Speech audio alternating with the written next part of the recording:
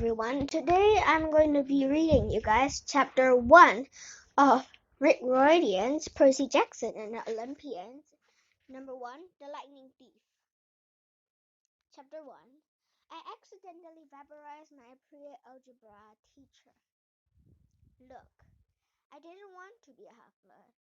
If you're reading this because you think you might be one, my advice is, close this book right now. Believe whatever lie your mom or dad told you about your birth, and try to lead a normal life. Being a half-blood is dangerous. It's scary. Most of the time, it gets you killed in painful, nasty ways. If you're a normal kid reading this because you think it's fiction, great. Read on. I envy you for being able to believe that none of this ever happened. But if you recognize yourself in these pages, if you feel something stirring inside, stop reading immediately. You might be one of us, and once you know that, it's only a matter of time before they sense it too, and they'll come after you. Don't say I didn't warn you. My name is Percy Jackson. I'm 12 years old. Until a few months ago, I was a boarding student at Yancey Academy, a private school for troubled kids at upstate New York. Am I a troubled kid? Yeah, you could say that. I could start at any point in my short, miserable life to prove it, but things really started going bad since last May, when our 6th grade class took a field trip to Manhattan.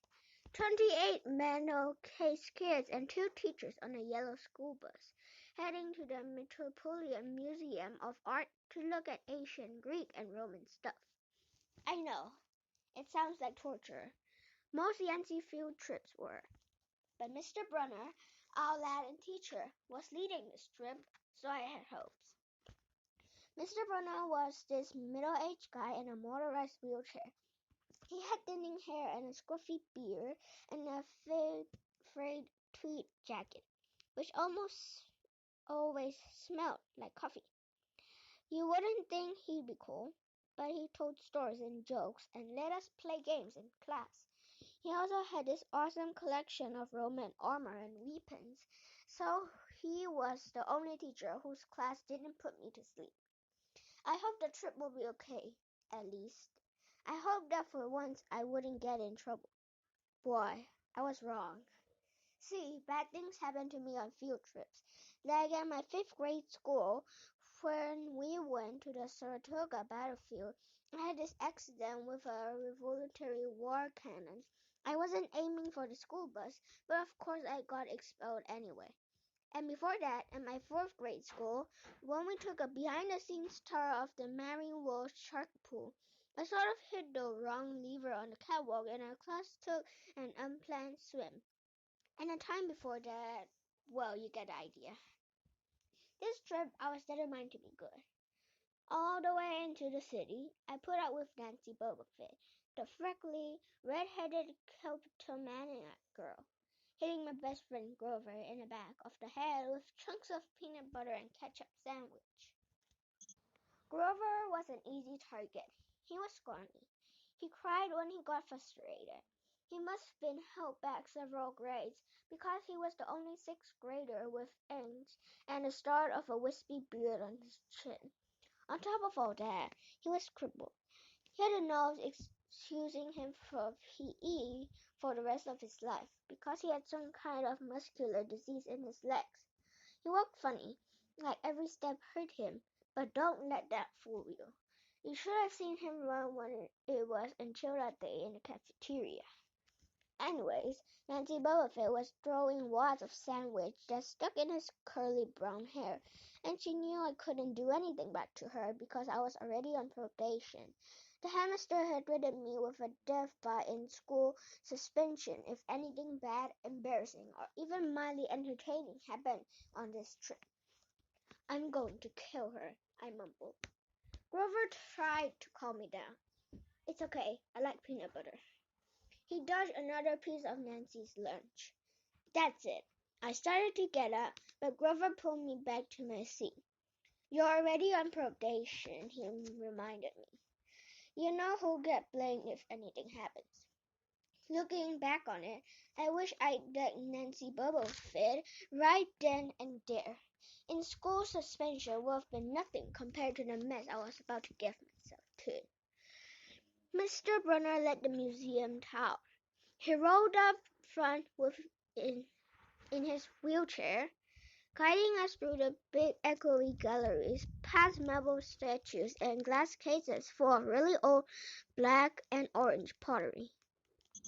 It blew my mind that this stuff had survived for 2,000, 3,000 years. He gathered us around a 13-foot-tall stone column with a big sphinx on the top and started telling us how it was a grave marker, as still, for a girl about of age. He told us about the carvings on the sides. I was trying to listen to what he had to say, because it was kind of interesting, but everybody around me was talking, and every time I told her to shut up, the other teacher chaperone, Miss Dodds, would give me the evil eye. Miss Dodds was this little math teacher from Gregoria who always wore a black leather jacket, even though she was 50 years old. She looked mean enough to write a Haley right into your locker. She had come to Yancey halfway through the year when our last math teacher had a nervous breakdown. From her first day, Miss Dodds loved Nancy Bubblefit and figured I was the devil's spawn. She would point her cruel finger at me and say, "Now, honey," real sweet. And I knew I was going to get after-school detention for a month. One time, after she'd made me erase answers out of old math workbooks until midnight, I told Grover I didn't think Miss Dodds was human. He looked at me, real serious, and said, "You're absolutely right." Mr. Brunner kept talking about Greek funeral art. Finally, Nancy Bubblefit snickered something about the naked guy on the still, and I turned around and said, "Will you shut up?" It came out louder than I meant it to. The whole group laughed. Mr. Brunner stopped his story. "Mr. Jackson," he said, "did you have a comment?" My face was totally red. I said, "No, sir." Mr. Brunner pointed to one of the pictures on the still. "Perhaps you'll tell us what this picture represents?" I looked at the carving and felt a flush of relief because I actually recognized it. "That's Coronas eating his kids, right?" "Yes," Mr. Brunner said, obviously not satisfied. "And he did this because—" Well, I racked my brains to remember. Cronus was the king god, and God? Mr. Brunner asked. Titan, I corrected myself. And he didn't trust his kids, who were the gods, so Cronus ate them, right? But his wife had baby Zeus and gave Cronus a rock to eat instead. And later, when Zeus grew up, he tricked his dad Cronus into barfing up his brothers and sisters. Ew, said one of the girls behind me. And so there was this big fight between the gods and the Titans, I continued. And the gods won. Some snickers from the group. Behind me, Nancy Bubblefit mumbled to a friend, "Like we're gonna use this in real life. Like it's going to say on our job applications. Please explain why Cronus ate his kids." "And why, Mr. Jackson?" Brunner said, to paraphrase Miss Bubblefit's excellent question. "Does this matter in real life?" "Busted," Grover muttered. "Shut up," Nancy hissed, her face even brighter red than her hair. At least Nancy got pecked too. Mr. Brunner was the only one who ever caught her saying anything wrong. He had radar ears. I thought about his question and shrugged. "I don't know, sir." "I see." Mr. Brunner looked disappointed. "Well, half credit, Mr. Jackson. Zeus did indeed feed Cronus a mixture of mustard and wine, which made him disgorge his other 5 children, who, of course, being immortal gods, had been living and growing up completely undigested in the Titan's stomach. The gods defeated their father, sliced him to pieces with his own scourge, and scattered his remains in Tartarus, the darkest pit of the underworld. On that happy note, it's time for lunch. Miss Dodds, would you lead us back outside?" The class drifted off, the girls holding their stomachs, the guys pushing each other around and acting like dwarfs. Grover and I were about to follow when Mr. Brunner said, "Mr. Jackson." I knew that was coming. I told Grover to keep going. Then I turned toward Mr. Brunner. "Sir?" Mr. Brunner had this look that wouldn't let you go. Intense brown eyes that could have been 1,000 years old and had seen everything. "You must learn the answer to my question," Mr. Brunner told me. "About the Titan? About real life, and how the studies apply to it." "Oh. What you learn from me," he said, "is vitally important. I expect you to treat it as such. I will accept only the best from you, Percy Jackson." I wanted to get angry. This guy pushed me so hard. I mean, sure, it was kind of cool on tournament days when he dressed up in a suit of Roman armor and shouted, "What ho!" and challenged us, sword point against chalk, to run to the board and name every Greek and Roman person who had ever lived, in their mother, and what god they worshipped. But Mr. Brunner expected me to be as good as everyone else. Despite the fact that I had dyslexia and attention deficit disorder, I have never made above the C- in my life. No, he didn't expect me to be as good. He expected me to be better. And I just couldn't learn all those names and facts, much less spell them correctly. I mumbled something about trying harder, while Mr. Brunner took one sad look at the still he'd been at this girl's funeral. He told me to go outside and eat my lunch. The class gathered on the front steps of the museum, where we could watch the foot traffic along Fifth Avenue. Overhead, a huge storm was brewing, with clouds blacker than I've ever seen over the country. I figured maybe it was global warming or something, because the weather all across New York State had been weird since Christmas. We had massive snowstorms, flooding, wildfires from lightning strikes. I wouldn't have been surprised if this was a hurricane blowing in. Nobody else seemed to notice. Some of the guys were pelting pigeons with Lunchable crackers. Nancy Bullard was trying to pickpocket something from a lady's purse, and of course, Miss Dodds wasn't seeing a thing. Grover and I sat on the edge of the fountain, away from the others. We thought that maybe if we did that, everybody wouldn't know that we were from that school. The school for loser freaks who couldn't make it elsewhere. "Detention?" Grover asked. "Nah," I said. "Not from Brunner. I just wish he'd lay off me sometimes. I mean, I'm not a genius." Grover didn't say anything for a while. Then, when I thought he was going to give me some deep philosophical comment to make me feel better, he said, "Can I have your apple?" I didn't have much of an appetite, so I let him take it. I watched the stream of cabs going down Fifth Avenue, and I thought about my mom's apartment, only a little way uptown from where we sat. I hadn't seen her since Christmas. I wanted so bad to jump in the taxi and head home. She'd hug me and be glad to see me, but she'd be disappointed too. She'd send me right back to Yancy, reminding me that I had to try harder, even if this was my sixth school in 6 years and I was probably going to be kicked out again. I wasn't being able to stand that sad look she'd give me. Mr. Brunner parked his wheelchair at the base of the handicap ramp. He ate celery while he read a paperback novel. A red umbrella stuck up from the back of his chair, making it look like a motorized cafe table. I was about to unwrap my sandwich when Nancy Beaufort appeared in front of me with her ugly friends. I guess she'd gotten tired of stealing from tourists and dumped her half-eaten lunch in Grover's lap. "Oops," she grinned at me with her crooked teeth. Her freckles were orange as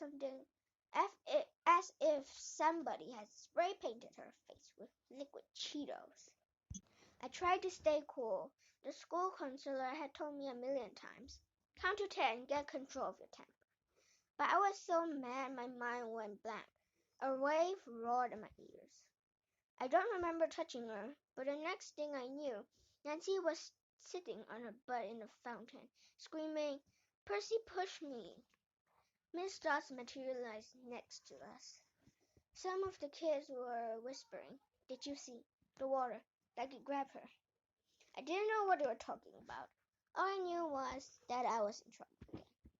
As soon as Miss Dodds was sure poor little Nancy was okay, promising her to get her a new shirt at a museum gift shop, etc., etc., Miss Dodds turned on me.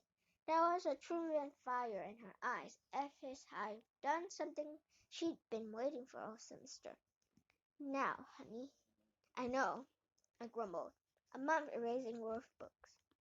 That wasn't the right thing to say. "Come with me," Miss Dodds said. "Wait," Grover yelled.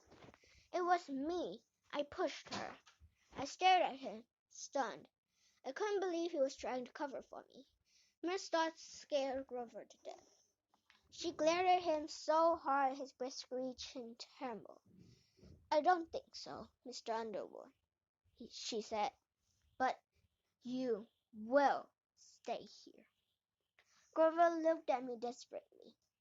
"It's okay, man," I told him. "Thanks for trying." "Honey," Miss Dodds barked at me. "Now." Nancy Bullifit smirked. I gave her my Dexluke "I'll kill you later" stare. Then I turned to face Miss Dodds, but she wasn't there. She was standing at the museum entrance, way at the top of the steps, gesturing impatiently at me to come on. How'd she get here so fast? I have moments like that a lot, where my brain falls asleep or something, and the next thing I know I've missed something, as if a puzzle piece fell out of the universe and left me staring at a blank page behind it. The school counselor told me that was part of the ADHD. My brain misinterpreting things. I wasn't so sure.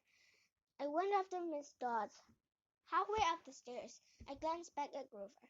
He was looking pale, cutting his eyes between me and Mr. Brunner, like he wanted Mr. Brunner to notice what was going on. But Mr. Brunner was absorbed in his novel. I looked back up. Miss Dodds had disappeared again. She was now outside the building, at the end of the entrance hall.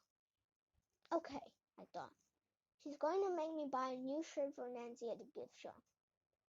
But apparently that wasn't the plan. I followed her deeper into the museum. When I finally caught up to her, we were back in the Greek and Roman section. Except for us, the gallery was empty. Miss Dodds stood with her arms crossed in front of a big marble frieze of the Greek god. She was making this weird noise in her throat, like growling. Even without the noise, I would have been nervous. It was weird being alone with a teacher, especially Miss Dodds.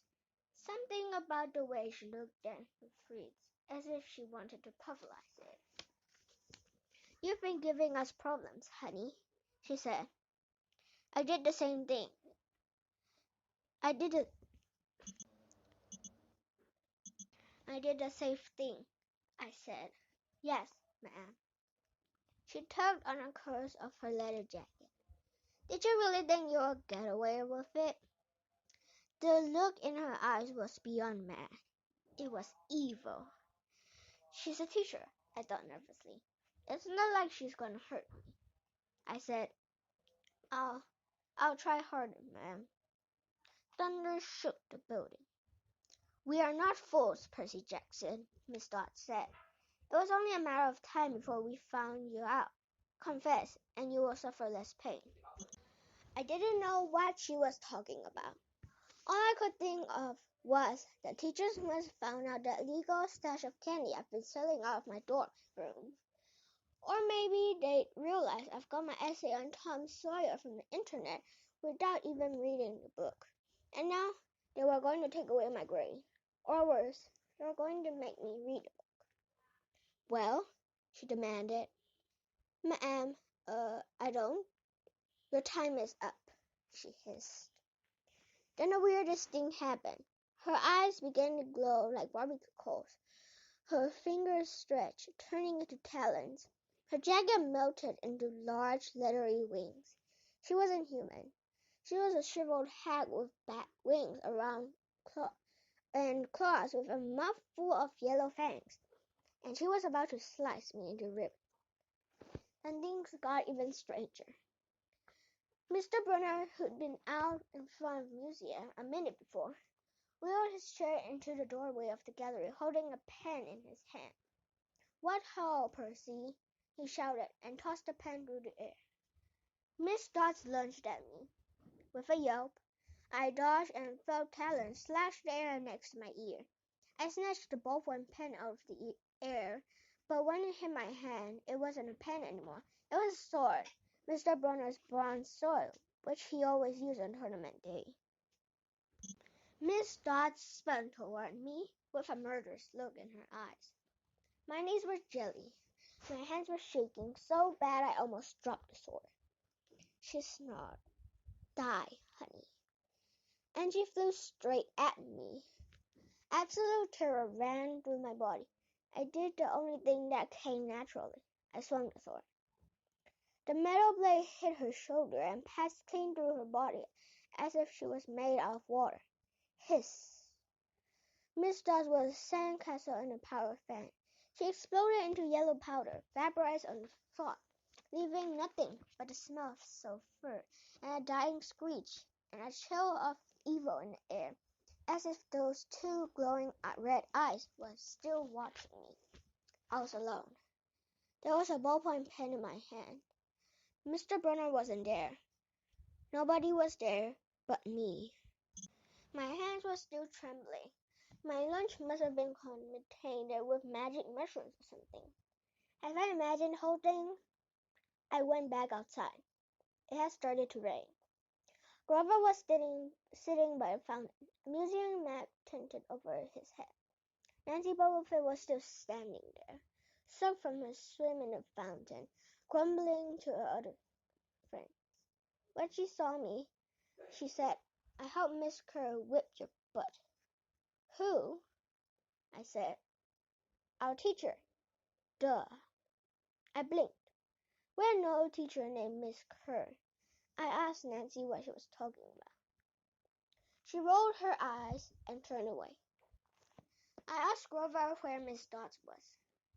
He said, "Who?"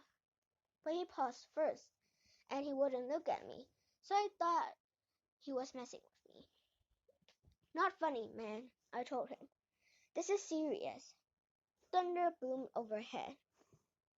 I saw Mr. Brunner sitting under his red umbrella, reading his book, as if he'd never moved. I went over to him. He looked up, a little distracted. "Ah, that would be my pen. Please bring your own writing utensil in the future, Mr. Jackson." I handed Mr. Brunner his pen. I hadn't even realized I was still holding it. "Sir," I said, "where's Miss Dodds?" He stared at me blankly. "Who?" "The other chaperone, Miss Dodds, the pre-algebra teacher." He frowned and sat forward, looking mildly concerned. "Percy, there is no Miss Dodds on this trip. As far as I know, there has never been a Miss Dodds at Yancy Academy. Are you feeling all right?" This is the end of the first chapter. I hope you enjoyed it. See you later.